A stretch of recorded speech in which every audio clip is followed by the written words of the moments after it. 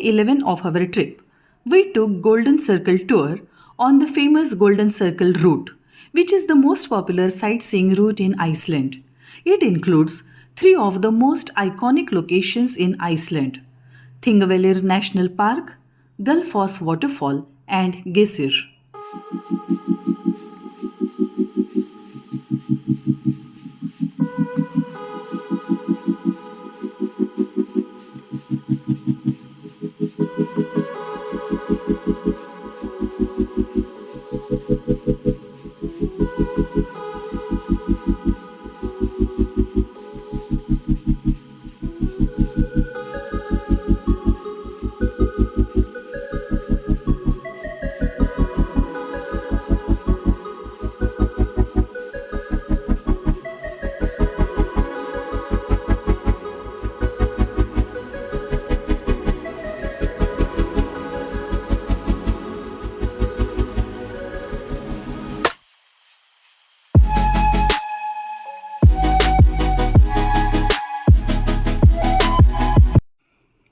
Our first destination of the day was Thingvellir National Park, which is a World Heritage Site. It is an epitome of the history of Iceland as a nation. It is by the river Oxara. Though named as a park, it has nothing like a park, yet no less beautiful. This is a serene place and a site of historical, cultural, and geological significance. Thingvellir National Park is home to the Rift Valley between North American and Uranian tectonic plates. A tectonic plate, which is also known as lithospheric plate, is a massive, irregularly shaped slab of solid rock generally composed of both continental and oceanic lithosphere. Lithosphere is a term in geology. Geology is a science that studies structure of the earth together with its origin and development, especially by examination of its rock. And lithosphere is the rigid, mechanically strong outer layer of the earth. Tectonic plate size can vary greatly from a few hundred to thousands of kilometers across. Major events in the history of Iceland have taken place here. Therefore, the place is held in high esteem by all Icelanders. Today, it is protected and praised as a national shrine.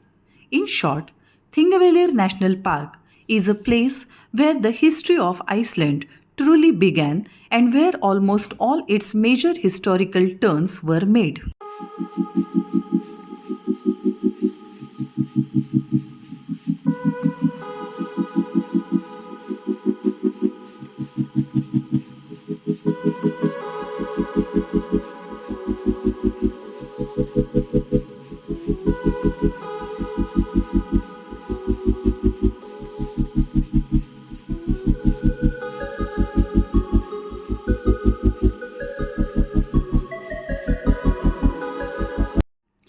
Our next spot was Gullfoss Waterfall, one of the Iceland's most iconic waterfalls and a very famous natural attraction.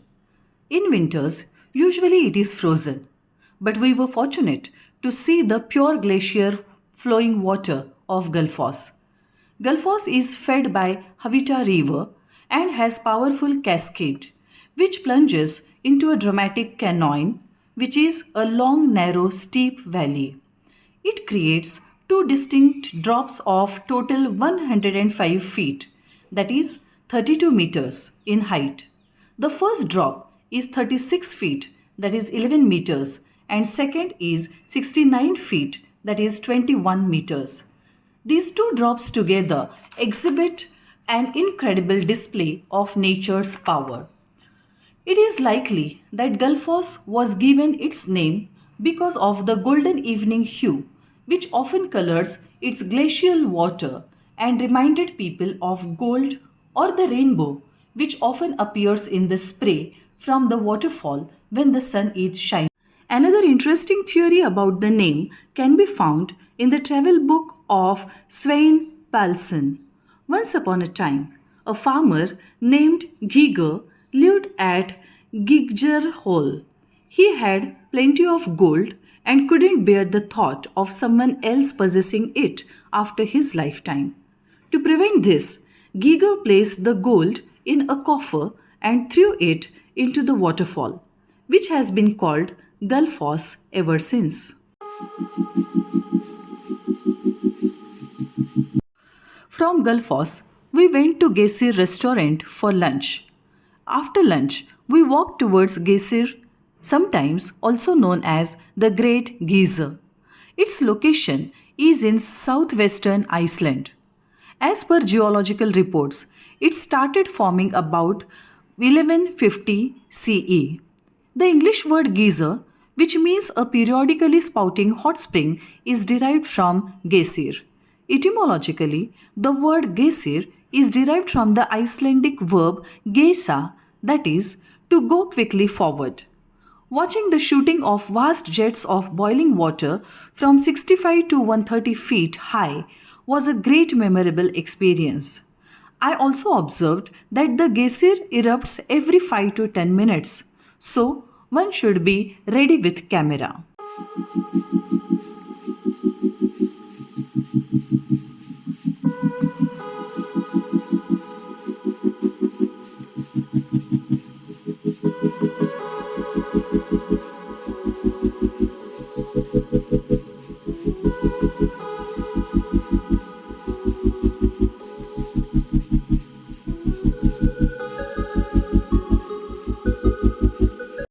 After watching Geysir, we went to Fredimer Tomato Greenhouse, where tomatoes are grown in a greenhouse using the geothermal heat from the ground.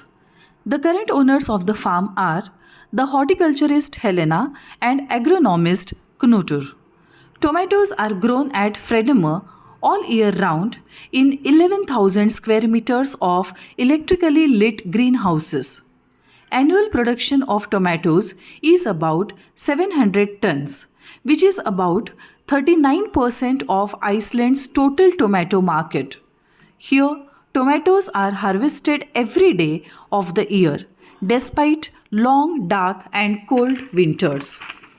Iceland's rich natural resources like hot water, cold water, electricity, carbon dioxide, and pumice help in different things relation to tomato farming.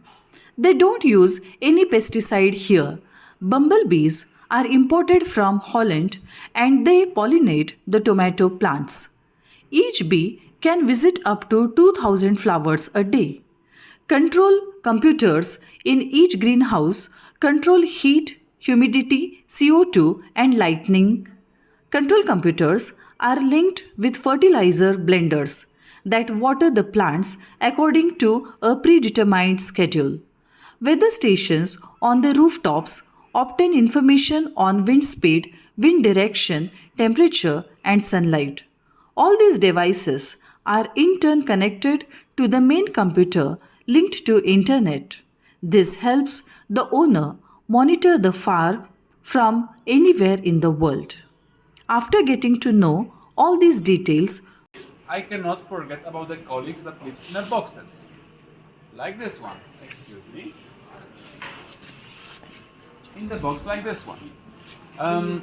We can pollinate the flowers manually by touching the flower one by one or shaking the plants. But it's really hard for us. We have about 27,000 plants of tomatoes. So it would be a terrible job. So we found out that the bumblebees can help us. Small bees. And they come to our house in a boxes like this one. From Netherlands, in Europe. There should be about 1,200 bumblebees flying around all of the 9 greenhouses and pollinating the flowers. There is always one queen and 60 female workers. Do you have any ideas why there is no males inside?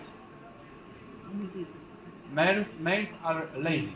They don't like to work. It's nature, right? We know it. So we have only females, one queen and 60 female workers, and they are really smart. They smell the pheromones of the queen, so they know which box is exactly mine. Up there, you can see 6 boxes already open. They are smart enough to smell the tomatoes, to smell the pollen of the flowers, so they know that there is a lot of work to do.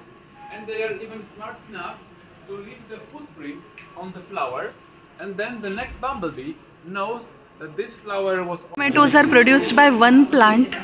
That's a good question. That depends of the variety of plant, and also depends of the day and how the plant is developing. Let's say, if you make a round, if you are picking tomatoes and you go left side and right side, you can pick about 30 to 40 kilograms of tomatoes from one line. After getting all this information, we enjoyed fresh creamy tomato soup and bread there.